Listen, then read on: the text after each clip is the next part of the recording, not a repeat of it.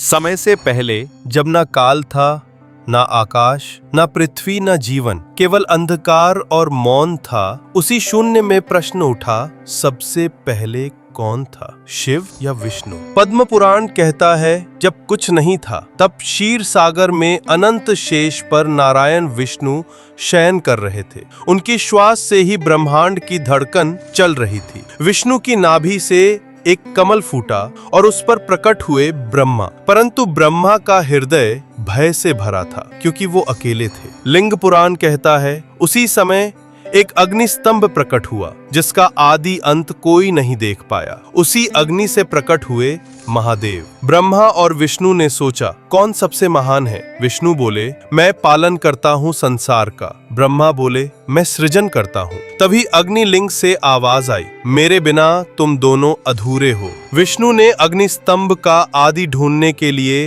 वराह रूप लिया और नीचे की गहराइयों में उतर गए। सहस्रों वर्षों तक खोजते रहे, पर अंत नहीं मिला। थककर उनकी आंखों से आंसू बह निकले। ब्रह्मा ऊपर गए और एक केतकी पुष्प से झूठ बोला, मैंने शिवलिंग का अंत पा लिया। उनका अभिमान बढ़ गया, किंतु यह असत्य था। झूठ सुनते ही शिव प्रकट हुए। क्रोध से उनका तृतीय नेत्र जल उठा। उन्होंने कहा, सत्य से बड़ा कुछ नहीं ब्रह्मा, तुम्हें झूठ की सजा मिलेगी। उसी क्षण ब्रह्मा की पूजा बंद कर दी गई। विष्णु ने झुककर कहा, हे महादेव, आप ही आदि और अनंत हैं। मैं सृष्टि का पालन करता हूँ, पर आप ही मूल कारण हैं। शिव ने विष्णु को गले लगाया, तुम मेरे हृदय में हो और मैं तुम्हारे, हम अलग नहीं। महाभारत के अनुशासन पर्व में आता है कि विष्णु ने स्वयं शिव सहस्र नाम का पाठ किया। उन्होंने शिव को सर्वोच्च कहकर प्रणाम किया। उस क्षण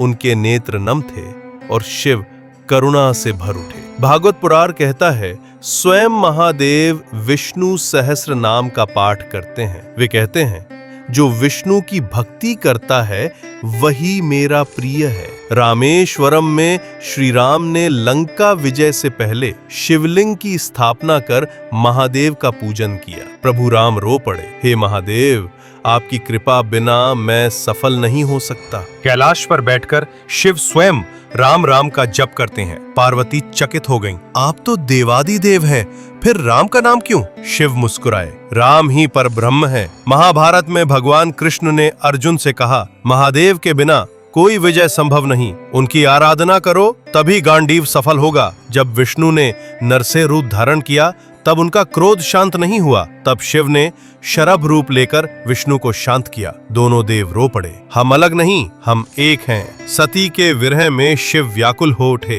वे शव लेकर भटकते रहे। तब विष्णु ने अपने सुदर्शन से सती के अंगों को शक्ति पीठों में स्थापित किया, ताकि शिव का दुख कम हो सके। विष्णु ने समुद्र मंथन में मोहिनी रूप धारण किया। उसी रूप को देखकर शिव भी मोहित हो गए। ये खेल प्रेम और हास्य से भरा था, ये दिखाने कि प्रेम भी ईश्वर का रूप है। स्कंद पुराण कहता है, शिवो हरिर हरिः शिवः। शिव और विष्णु अलग नहीं, बल्कि एक ही ब्रह्म के दो रूप हैं, जैसे जल और तरंग, अग्नि और प्रकाश। तो प्रश्न, पहले कौन, अर्थहीन है, क्योंकि जब शिव है तब विष्णु भी हैं, और जब विष्णु है तब शिव भी। सृष्टि का रहस्य ये नहीं कि कौन पहले, बल्कि ये कि सब एक हैं। यही अद्वैत सत्य है।